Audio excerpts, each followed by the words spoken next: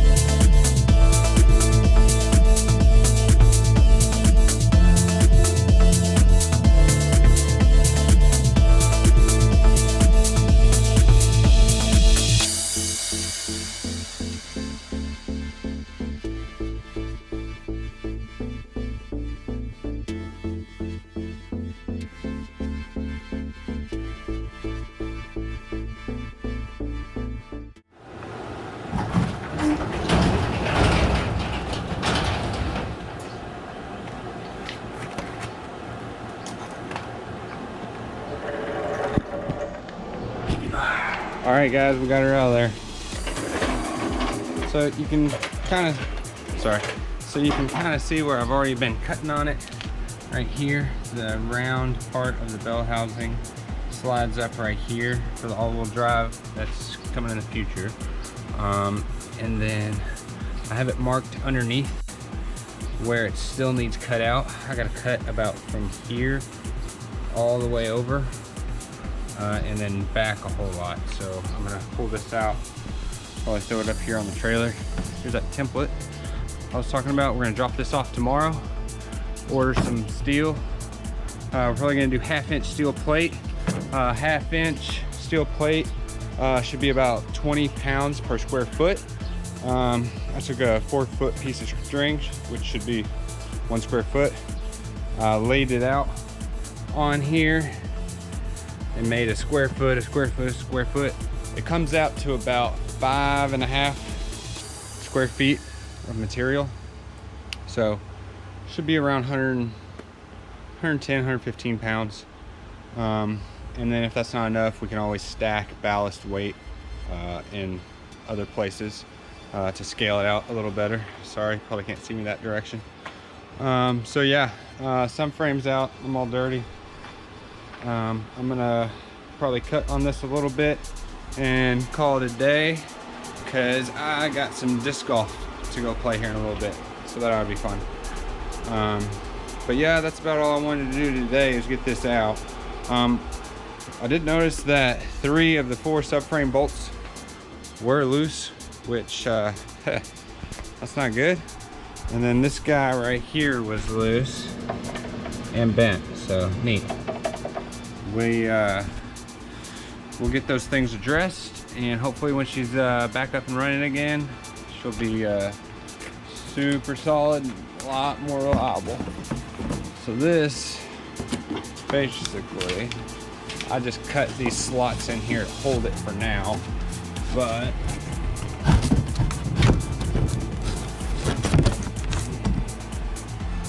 sorry.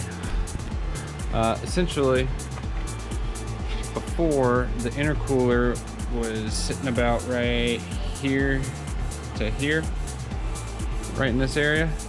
By removing this whole lower piece, I'll be able to drop the intercooler mounting down another couple inches, and I'm going to cut the inside out of my bumper to where it's just, this is getting supported all the way around the lip of the bumper.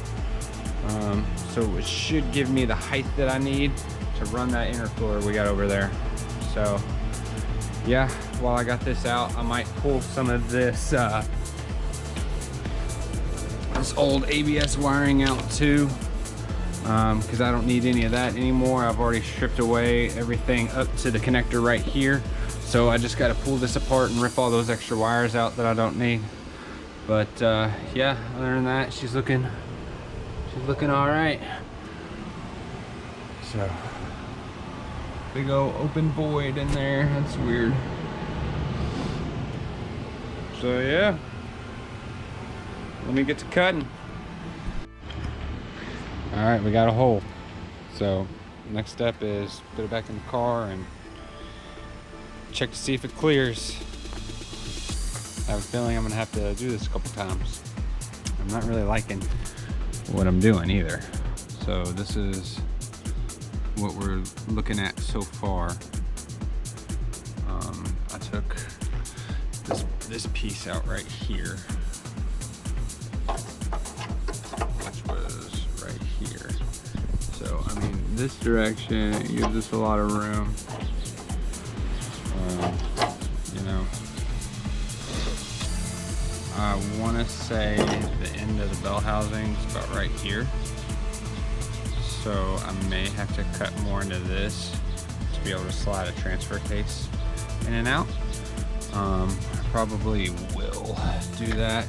Now that I'm looking at it, I'll probably bring this down a little lower, cut down here and cut around this, and then cut back up, and then cut this over and then line it up over here. I broke this seam right here, which I'm not really thrilled about, because there's a little strap that goes across this and holds the power steering rack into the subframe. So I may try to put something in here and stitch weld this back up. I'm not really sure. That flexes just a touch, and I don't like that. So, especially with this thing launching, you're putting all that stress on that rack. Yeah, I don't like that at all. So I'll probably definitely do that. All right, we're finally back in the garage. It's been a couple weeks. I got the weight plate all cut out and welded up. We actually used 2 pieces of 1/2-inch plate, welded them right down the middle. It was more cost effective. Got about $300 in the plate, so I'm pretty happy with it. I got it kind of mocked up right now. I don't know if you can see it under there or not, but she's under there, and she fits decent enough. There's that weld. Fits decent enough. Bumper fits. So I'm gonna pull this bumper back off real quick so you can guys see what it looks like under there.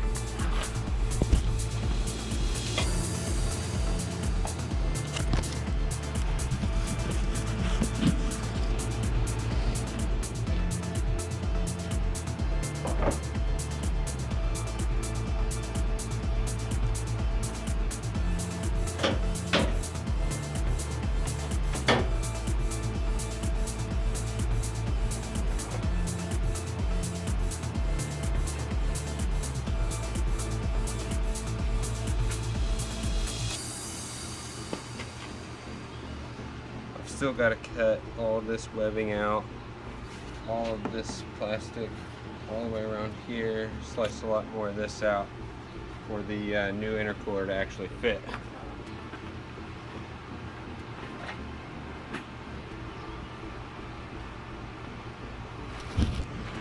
But this is about how she's going to look when she's on there and all said and done.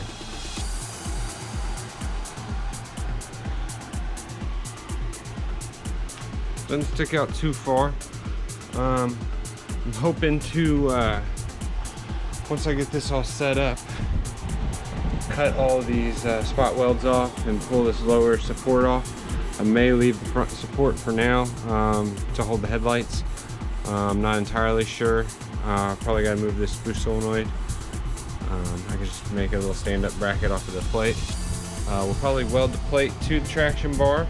And then I've whipped up a couple of brackets that bolt to where the crash bar used to go. I still got to drill out the body and nut cert that. And then I got some tabs coming in the mail and some sludge tubes and some heim joints to make some supports on either side. The tubes that I originally ordered are, I was thinking it was going to be a lot longer. So I need to go back and reorder some shorter tubes. Yeah, but we're clicking away on this. I'm gonna get all this out of the way so far for now because I'm happy with it, and we're gonna throw the subframe back in there and test fit that transmission some more. So we'll see you in a bit. All right, we got the subframe back in and the beautiful billet Bellhousing with the nice powder coated case on it. Nothing inside yet. Got it just for mock-up purposes. So we're gonna shove this thing up there and see if it's hitting anywhere.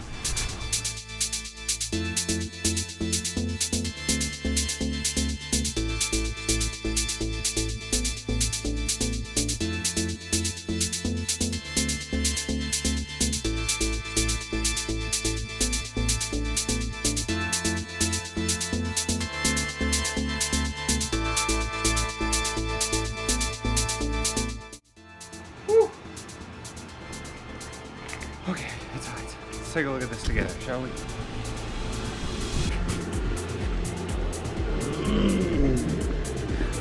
All right.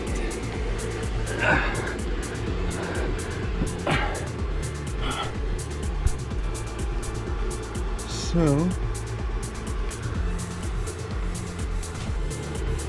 oh yeah, I forget. I have to cut this mount in half so it goes all the way on, because there's a pretty big gap right here. It won't suck in because this rear T-bracket hit on this part. It's really hot. Okay. But that should at least tell me if I need to go up any higher with my cut on this piece right here. And I'm very sad to say that I believe I'm gonna have to. Because, I mean, there's about a 1/4 inch there. It's kind of hard to see, but I still have the engine sagged pretty good with the jack, so let's see. Whew. Okay. Yeah, it looks really close in there. Can't really see the hole. Let me see what happens when I try to line this up. I will throw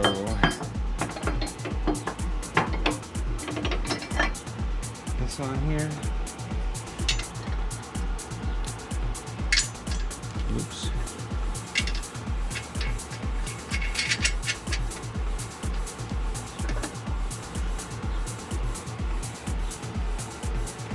And you know, now that I'm thinking about it, once I do cut that, this is kind of tight on top and on the side, so that's going to swing down some more, so that might give me the clearance that I need. Let me jack it up how it's sitting right now and see if she hits.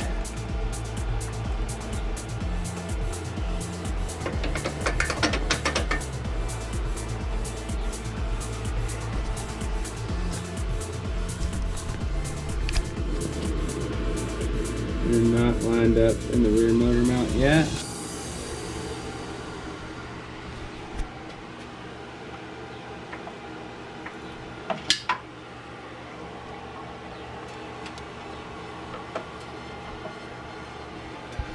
Okay. It's getting closer. Engine needs to go back some though. I don't know what's up with this mount. This mount's not wanting to go down.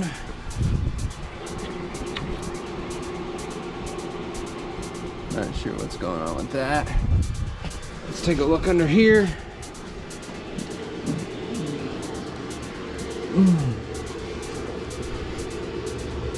Oh yeah, we're hitting. It's so close though.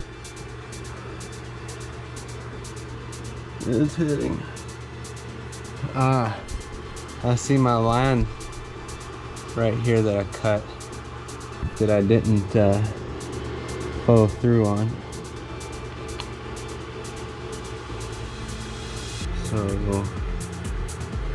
it looks like I need to pull this back out, cut it a little more right there,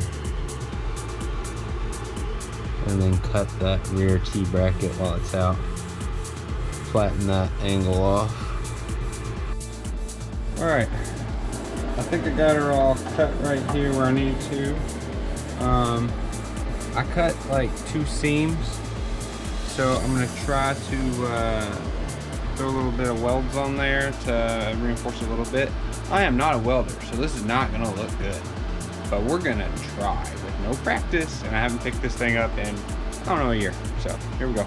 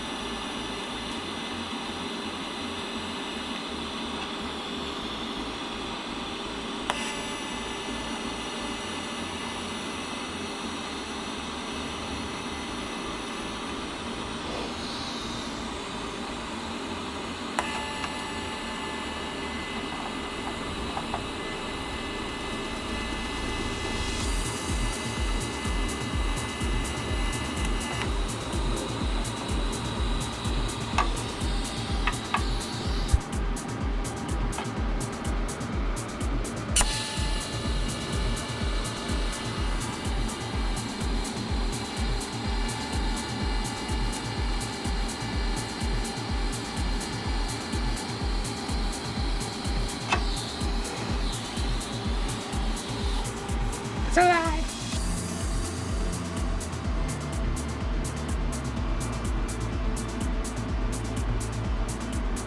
I think I might just put a bunch of tacks on.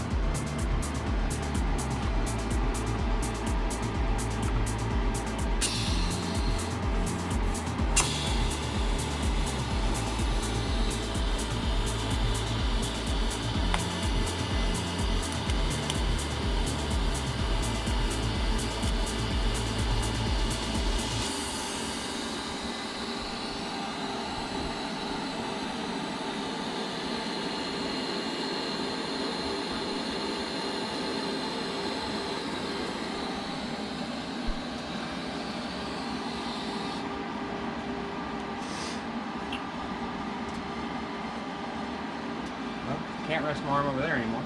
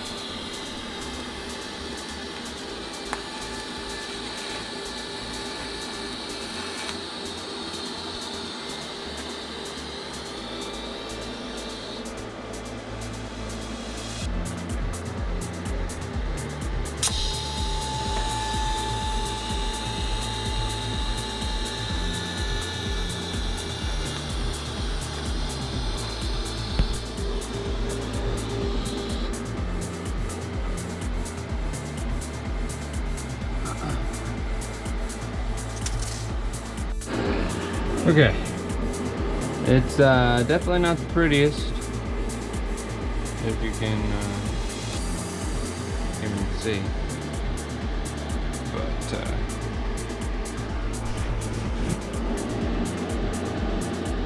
it's definitely a little more supported than it was, so it's not pretty, but it'll work. I'm gonna throw some paint on this and throw it back in the car.